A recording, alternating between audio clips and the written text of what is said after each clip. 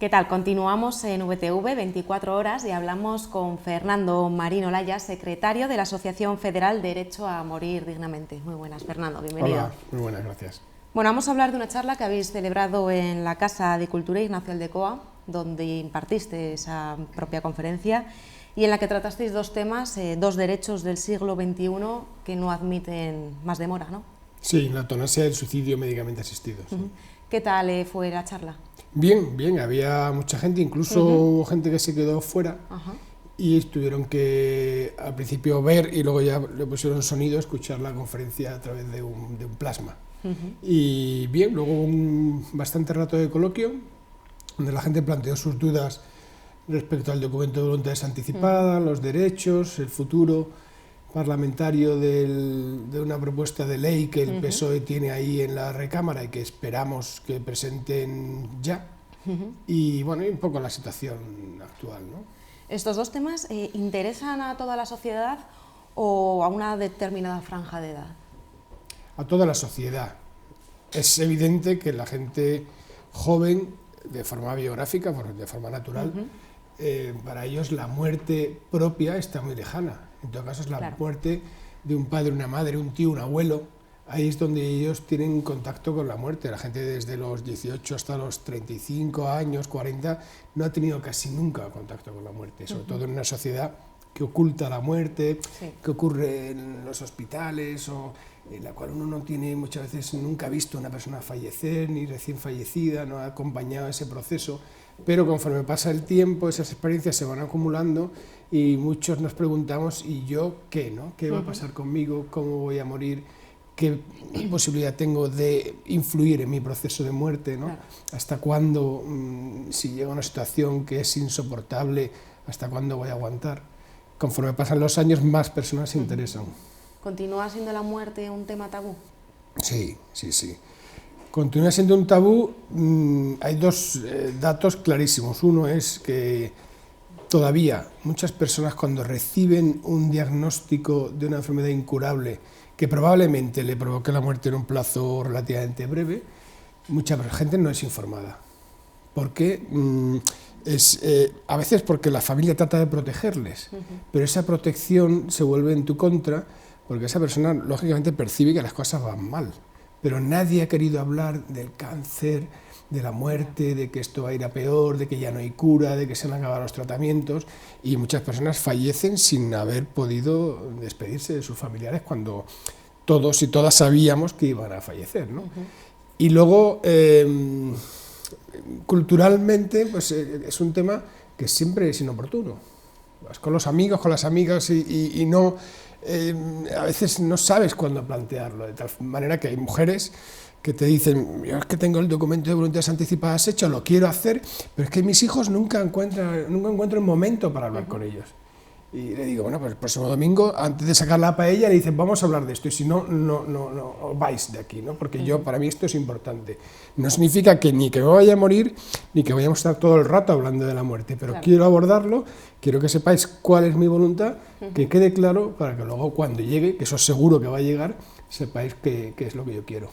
Actualmente la eutanasia y el suicidio asistido solamente están regulados en 4 países europeos, ¿no? Sí, sí, en Holanda, Bélgica, Luxemburgo y el suicidio asistido en Suiza. Alemania tiene una situación peculiar porque no está prohibido por la Constitución, pero sí que está prohibido por los colegios de médicos, con lo cual en la práctica está prohibido, ¿no? ¿Y en España está cada vez más cerca esa opción de que se legalice?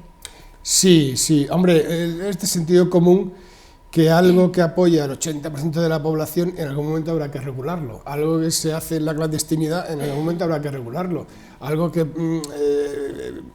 ocurre en un contexto de injusticia en el que el que tiene dinero y conoce gente puede morir cuando él quiere o cuando ella quiere y la que no tiene esos conocimientos no puede hacerlo, pues algo tendrá que cambiar, ¿no? No es aceptable que en 2018, en una sociedad plural, de respeto a todos los valores, todas las creencias, pues unas creencias minoritarias se impongan. Pero bueno, aunque fueran mayoritarias, se impongan a toda la población a través del Código Penal.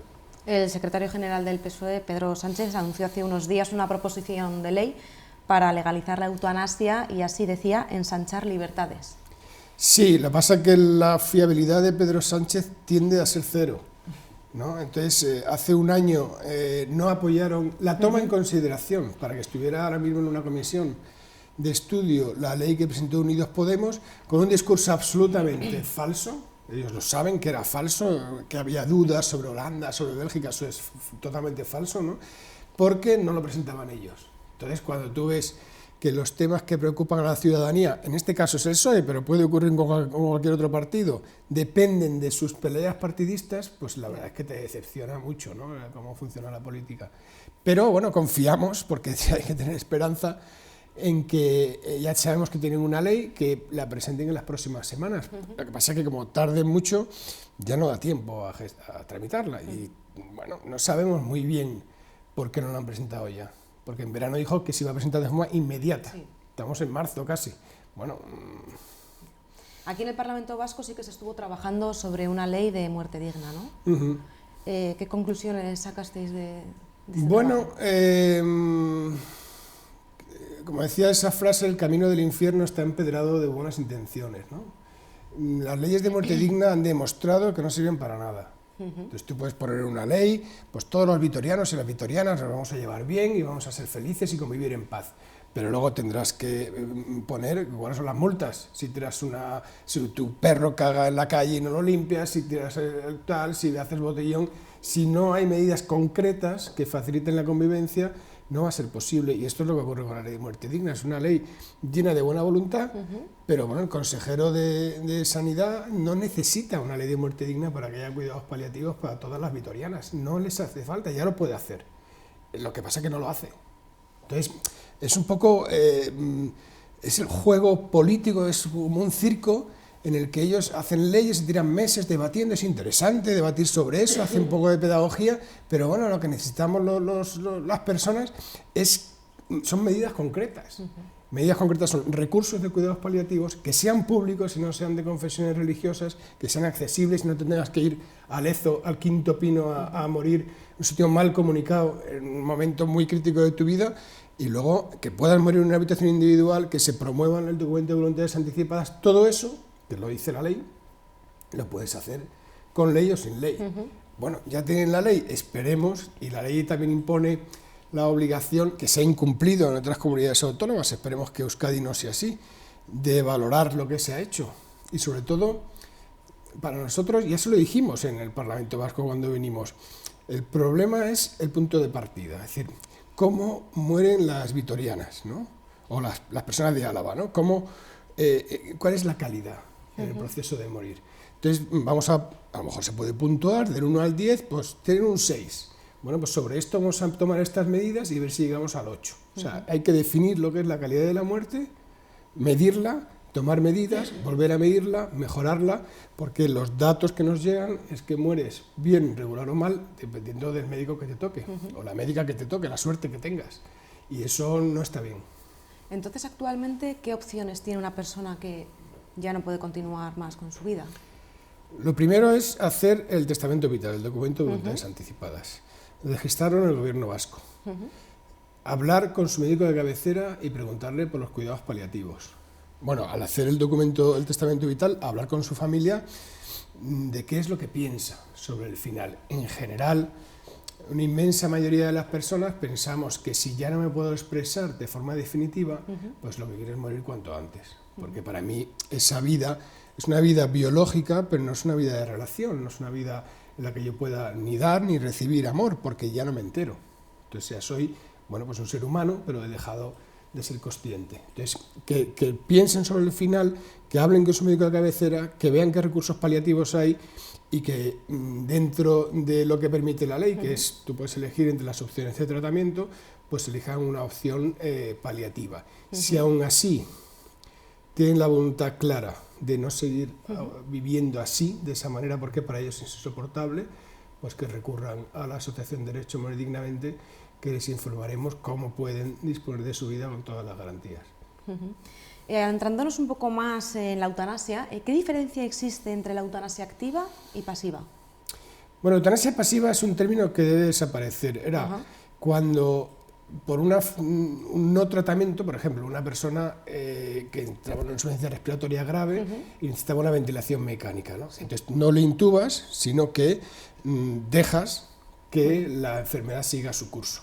¿Por qué? Porque es irrecuperable. Ya. Pensemos una persona de 88 años con una neumonía, no intubamos a todas las personas que se mueren con una insuficiencia respiratoria, porque entonces sería una salvajada. Ya es bastante bestia el encarnizamiento o la obstinación terapéutica que hay en los hospitales, porque a veces no se ponen límites, ¿no? Y entonces hay muchas personas incurables con las cuales se utilizan tecnologías que no mejoran su vida, ¿no? Pero bueno, esto es un tema complejo y hay que dar una vuelta. Entonces la eutanasia pasiva antes era cuando mueres porque no se aplica un tratamiento que podía prolongar tu vida o seguir que estuvieras viva. Y hoy día entra dentro de tus derechos de la ley de autonomía del paciente rechazar un tratamiento. Si no quieres antibióticos, si no quieres que te pongan una sonda nasogástrica, un tubito en la nariz o un agujero en el estómago para ser alimentada, pues te estás en tu derecho. Y eso no es eutanasia. Eso es que mueres de forma natural a consecuencia de tu enfermedad. Y la diferencia con la eutanasia activa es que la eutanasia activa, el médico, la médica introduce una sustancia en tu organismo que te provoca la muerte de una forma rápida, ¿no? Es como el sacrificio de las mascotas en el veterinario, ¿no? ¿Actualmente hay muchas personas que no pueden poner fin a su vida por la falta de regulación en España? Sí, porque no somos diferentes al resto de los europeos, ¿no? Entonces, probablemente, si en el Estado mueren unas 400.000 personas, pues el 1% serían 4.000. Si fuera un 4%, que es la cifra de Holanda, pues estamos hablando de 16.000 personas cada año. Ten en cuenta que en el Estado cada día se suicidan oficialmente 10 personas. Probablemente sean más, incluso hay algunos expertos que dicen que son el doble. Bueno, no sabemos, en el INE dice 10 personas al día, 5 se ahorcan, 3 se tiran por una ventana, una se pega un tiro y una se envenena.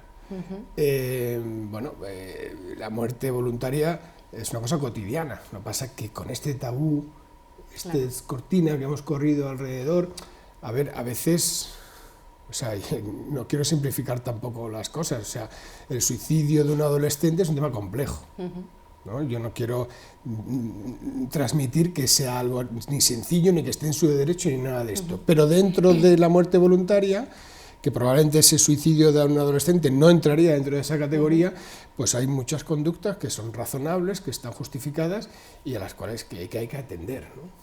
¿Qué consecuencias tiene para una persona que se encuentra en fase terminal y quiere terminar con su vida, pero no puede? Sufrimiento. Yo diría que hay dos grupos, ¿no? Uno es las personas que físicamente no pueden por una tetraplegia. Claro, si tú no eres capaz de coger este líquido y bebértelo, pues es que físicamente no puedes morir.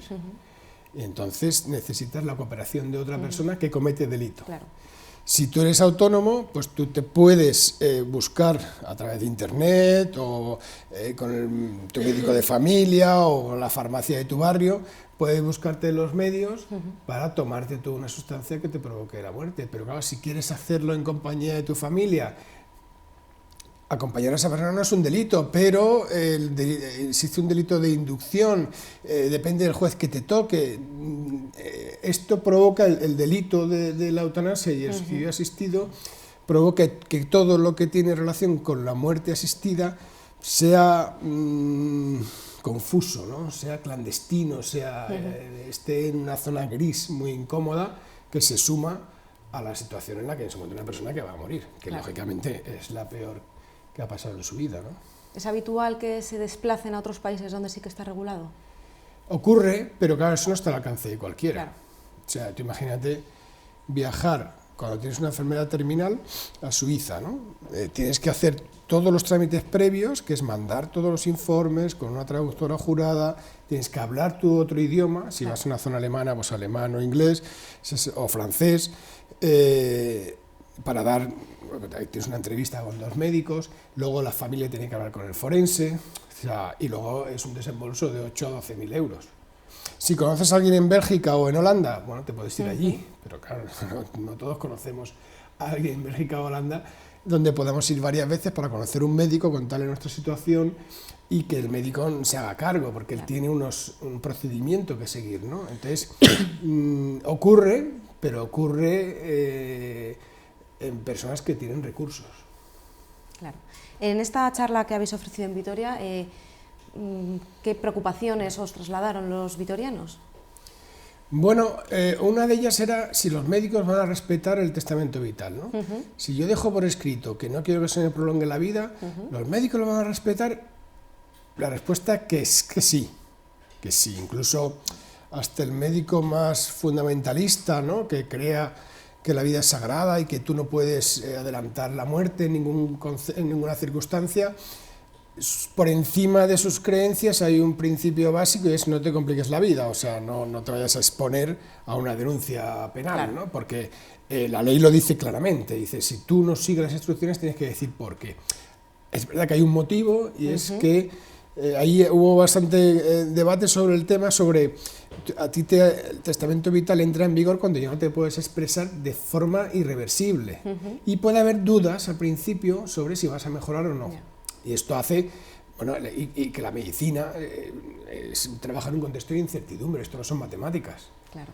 Una vez a toro pasado es muy fácil decir, joder, estuvo 2 meses sufriendo, ya, pero es que entonces no sabíamos que iba a estar 2 meses y se iba a morir, teníamos cierta expectativa, había una probabilidad más o menos grande de que la cosa mejorara, ¿no?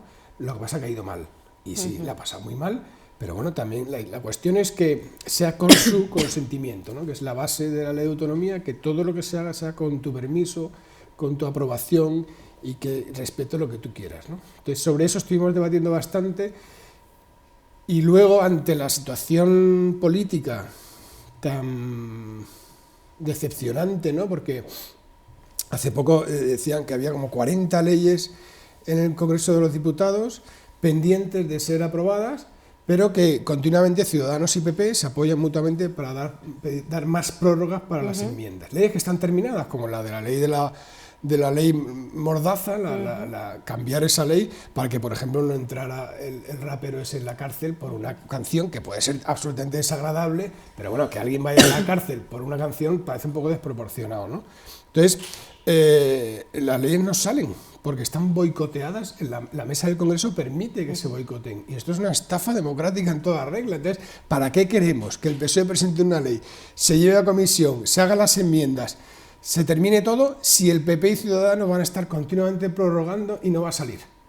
Pues claro, y dice, te preguntan eso y dices, pues efectivamente es difícil de contestar, espero que no ocurra, pero no podemos tener más que esa esperanza. Lo que pasa es que lo que está ocurriendo pues es muy preocupante, ¿no? Hablábamos del papel de los médicos. ¿Debería tenerse en cuenta su opinión a la hora de legislar la eutanasia? Sí, lo que pasa es que su opinión no es la opinión de los colegios de médicos, esto también hay que aclararlo, ni de la Organización Médica Colegial, ni la Asociación Americana Mundial de Médicos, porque estas entidades, muchas de ellas, no todas, aquí no se puede generalizar, algunas de ellas copadas por sectores muy fundamentalistas, que es un poco ahora el lobby pro vida fundamentalista, pro vida biológica, ahora trata de copar ciertos espacios para intentar que el discurso de que la eutanasia es muy peligrosa llegue a toda la población. Lo que pasa es que esto se va a regular sí o sí, no sabemos cuándo, pero se va a regular. Y la población, la sociedad, va a desbordar a los médicos que se opongan o a los políticos que se opongan. Ningún médico puede ser obligado a hacer una eutanasia. Esto es voluntario y esto es de mutuo acuerdo. Tú puedes, en Holanda y en Bélgica, alegar razones de conciencia o simplemente que no lo ves. Yo no te ayudo porque yo no lo veo, no me parece bien. No es una cuestión de conciencia para todas las eutanasias, pero en tu caso no lo veo. Creo que debes darte otra oportunidad, todavía yo te propongo este camino, inténtalo, pero sobre todo en situaciones muy complicadas, como una persona joven o relativamente joven con un trastorno mental. Bueno, pues ahí las decisiones son más difíciles, ¿no? Claro, del mismo modo, una vez regulada la eutanasia, también debería, ¿no?, de tenerse en cuenta la opinión de sus médicos. Claro, claro, o sea, tú tendrás que... es que tengo... A veces ocurre, ¿no?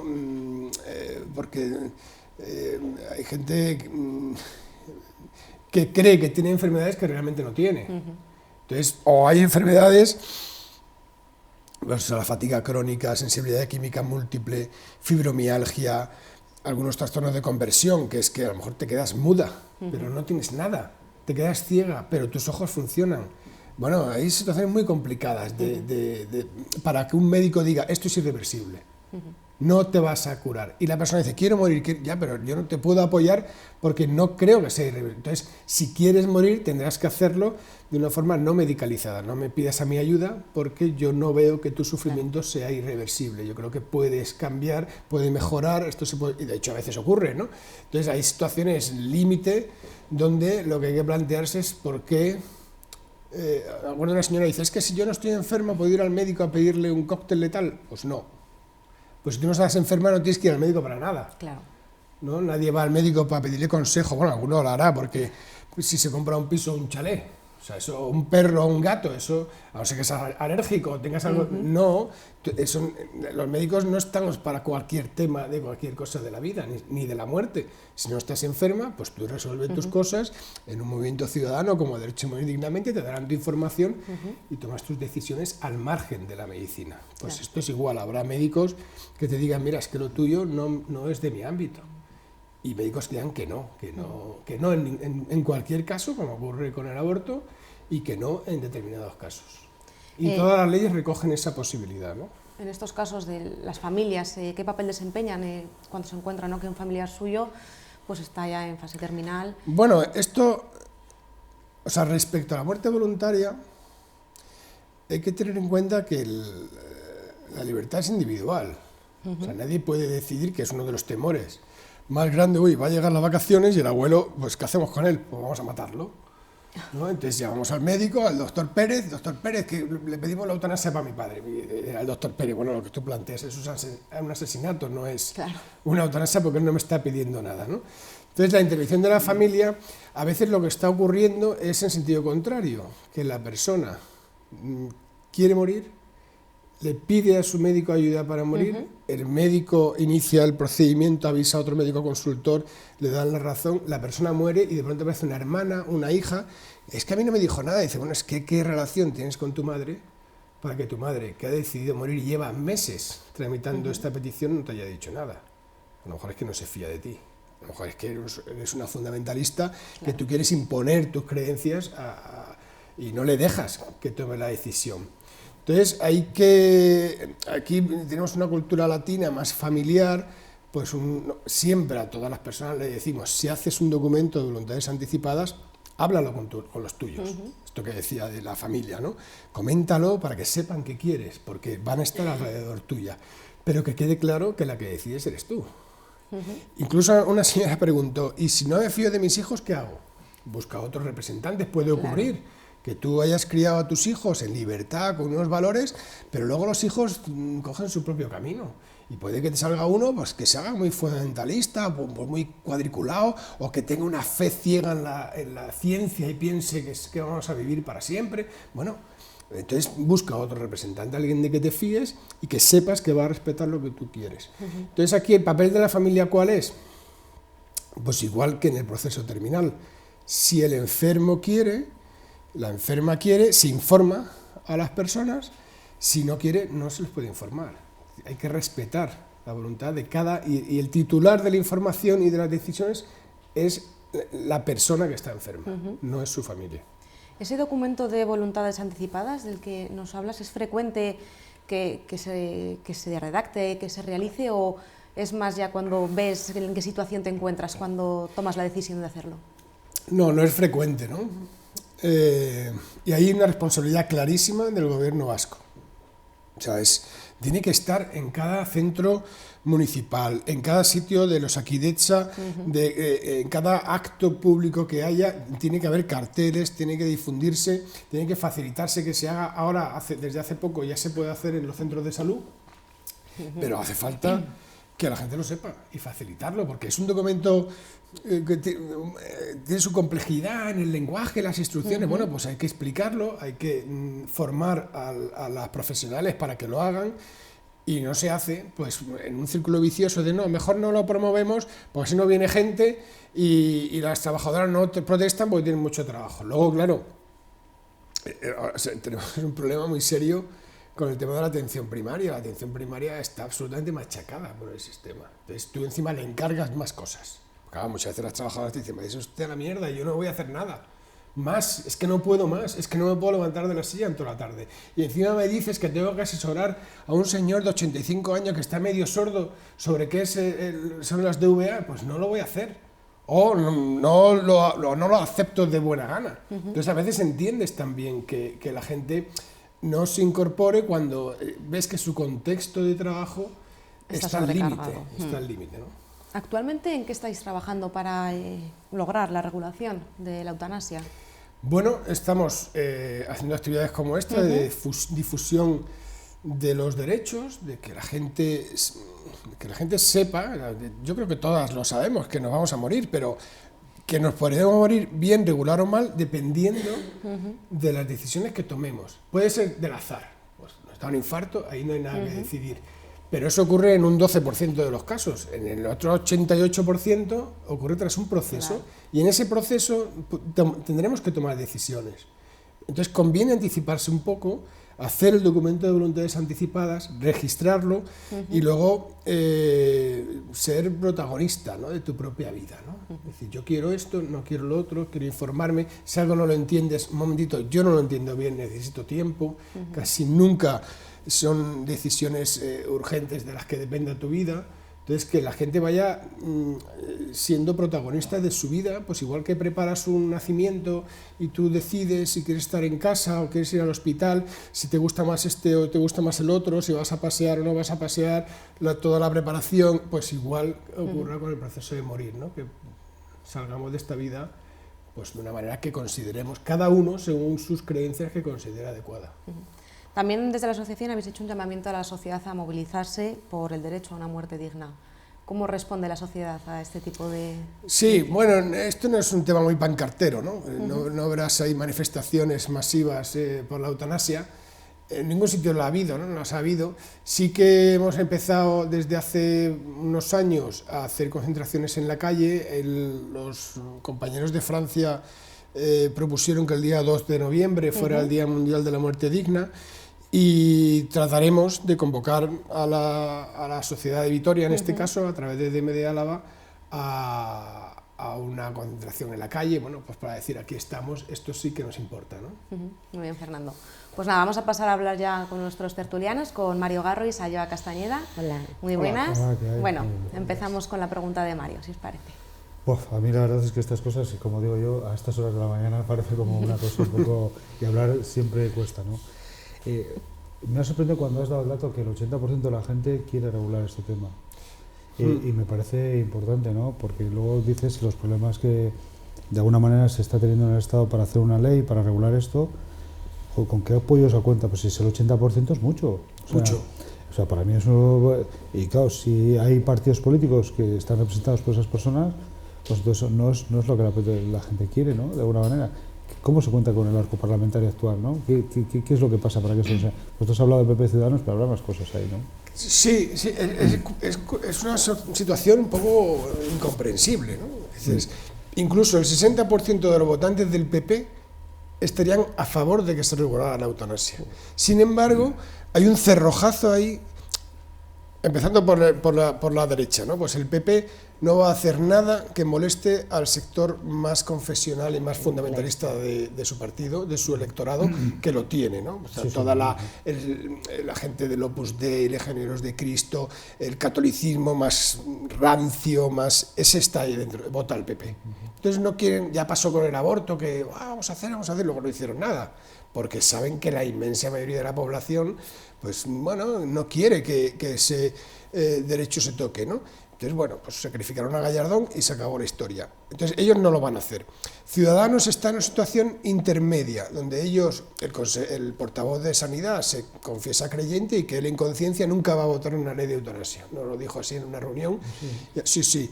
Es un tipo muy majo, un especialista de digestivo, estupendo y tal, pero en ese tema él no lo va a apoyar. Pero el partido, su posición es que no tenemos posición, pues todavía no lo hemos hablado.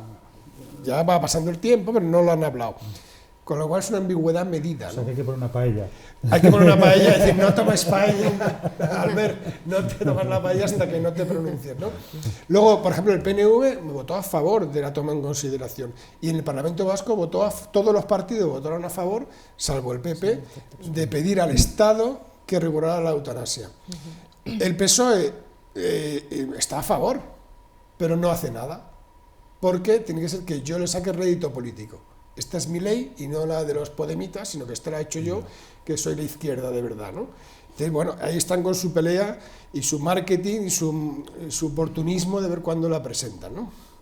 Luego, el PDeCAT, por ejemplo, curiosamente, lo que era el Partido de Convergencia y Unió, luego el Partido Demócrata de Cataluña, y ahora no sabe muy bien cuál será su próximo nombre, ni si existirá siquiera,